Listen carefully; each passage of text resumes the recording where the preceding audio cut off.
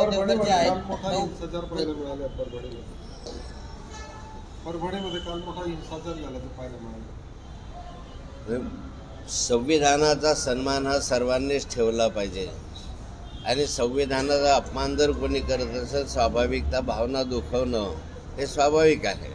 परंतु यामधून अशा स्वरूपाचा हिंसाचार वाढणं की हिंसाचार वाढणं बसेस जाळणं वगैरे हे काही फारसे संयुक्त नाही, योग्य नाही.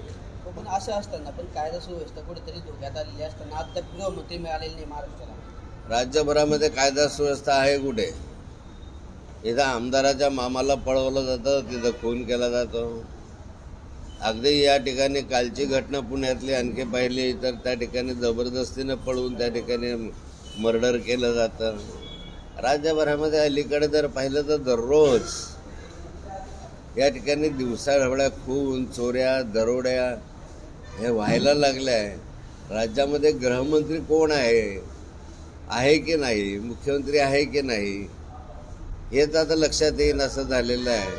त्यामुळे तातडीनं कुणीतरी गृहमंत्री नेमा, ज्याला नेमायचं असेल त्याच्याकडे जबाबदारी द्या आणि या कायदा सुव्यवस्थेचं जे वाया गेलेली परिस्थिती आहे नियंत्रणाना.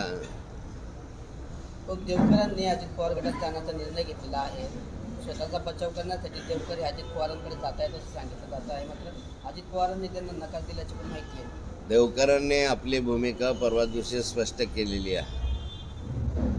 त्यामुळे देवकरांना काय करायचं आहे हा त्यांचा व्यक्तिगत प्रश्न आहे.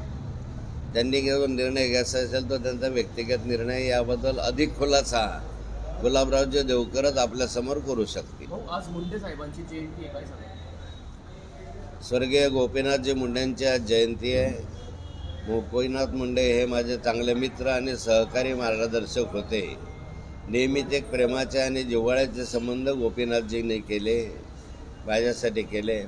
किंबहुना माझ्या राजकीय जीवनामध्ये जे काही मला मिळालं त्याच्यामध्ये गोपीनाथजी मुंडेंचा फार मोठा वाटा राहिलेला आहे. गोपीनाथजींचे ऋण मी कधी विसरू शकणार नाही आणि गोपीनाथजींच्या अनेक आठवणी माझ्या मनामध्ये आहेत आणि नेहमीच गोपीनाथ मुंडेंची जयंती असो का पुण्यतिथी असतो या आठवणींना अधिक उजाळा देण्याचं काम या निमित्ताने मी करत असतो.